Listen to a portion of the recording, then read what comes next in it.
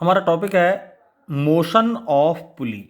ठीक है, तो हम पुली से रिलेटेड कुछ मोशंस की इक्वेशंस को समझेंगे इसमें। तो इसकी मोशन की 3 कंडीशंस बनाई हैं मैंने। पहली कंडीशन और दूसरी कंडीशन दिख रही है, और नीचे है आपकी ये तीसरी कंडीशन। ठीक है, तो तीनों कंडीशंस में ही मोशन के थ्रू ऑब्जेक्ट मूव कर रहे हैं पुली के थ्रू ही, और हम इनकी इक्वेशंस को मैथमेटिकल समझेंगे। देखो, पहली कंडीशन को हम सोल्व करते हैं। सबसे पहले पहली कंडीशन में किसी स्ट्रिंग के द्वारा 2 ऑब्जेक्ट स्मॉल एम और कैपिटल एम मास के दोनों तरफ लटके हुए हैं। कैपिटल एम बड़ा है तो ऑब्वियसली मोशन जो होगा वो इस तरह से होगा, कुछ ऐसे नीचे की तरफ, और ये ऊपर जाएगी बॉडी। ठीक है, ये जनरल हम जानते ही हैं। तो इसमें मोशन की 2 इक्वेशन होंगी। इस साइड का मोशन अलग होगा, इस साइड का मोशन अलग होगा।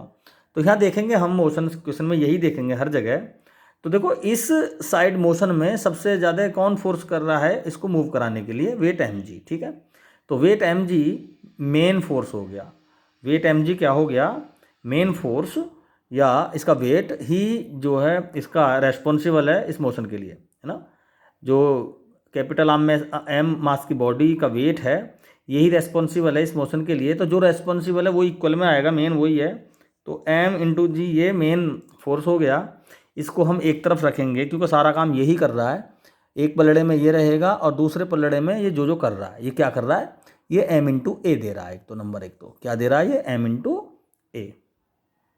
और दूसरा, इस टेंशन के अपोजिट भी यही काम कर रहा है, तो हमें इसमें टेंशन भी जोड़नी पड़ेगी। ये जुड़ गई जी। तो इस टाइप से ये इस साइड का मोशन हो गया। क्लियर? यानी M G is equal to M A plus T. ये ट्रिक समझ लो या कुछ भी समझ लो इसको। अब इस साइड देखें जरा, ऊपर को जा रही है बॉडी, तो एम जी तो कुछ कर नहीं रहा है इसमें। मेन काम कौन कर रहा है? टी। तो टी इसका प्रिंसिपल हो गया, यही रेस्पॉन्सिबल है। टेंशन यहाँ रेस्पॉन्सिबल है मोशन के लिए, इस साइड के मोशन के लिए। ये किस किस को प्रोवाइड करा रहा है फोर्स? एक तो वेट को ऊपर को ले जा रहा है। वेट तो यहाँ काम कर नहीं रहा, वेट तो इधर काम कर रहा था। तो यहाँ वेट इधर आएगा और साथ में एम इंटू ए। तो इसका इस साइड का मोशन ये हो गया। यहाँ से हम टी की वैल्यू इसमें अप्लाई करके हम एक्सेलेरेशन निकाल सकते हैं इसका स्ट्रिंग का, है ना।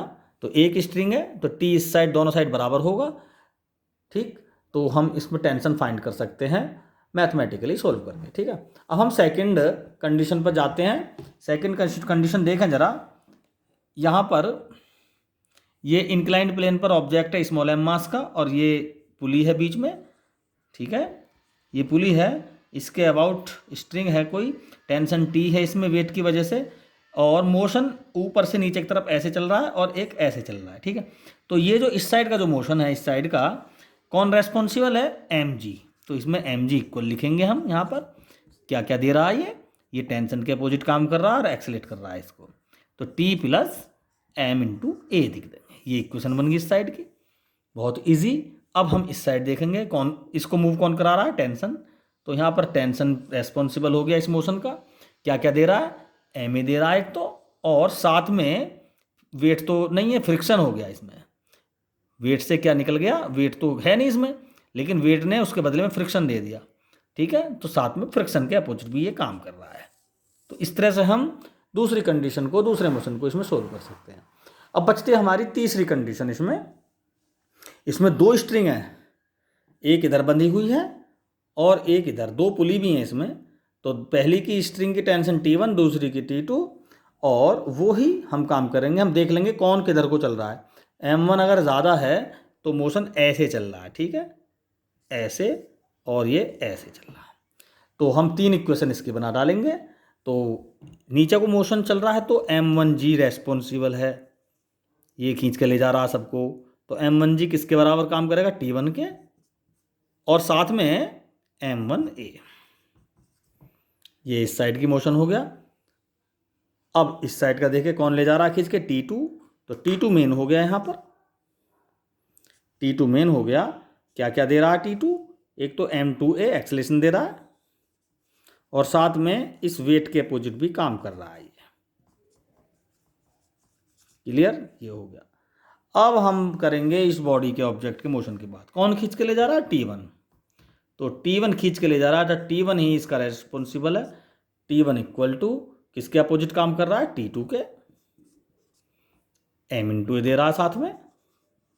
और अगर फ्रिक्शन है अपोजिट सरफेस पे तो लिखेंगे, ये फ्रिक्शन है अगर प्रेजेंट अपोजिट डायरेक्शन में होता है फ्रिक्शन सरफेस का तो लिखेंगे, ना होता नहीं लिखेंगे। अगर फ्रिक्शन नहीं है तो नहीं लिखेंगे, अगर है तो लिखेंगे।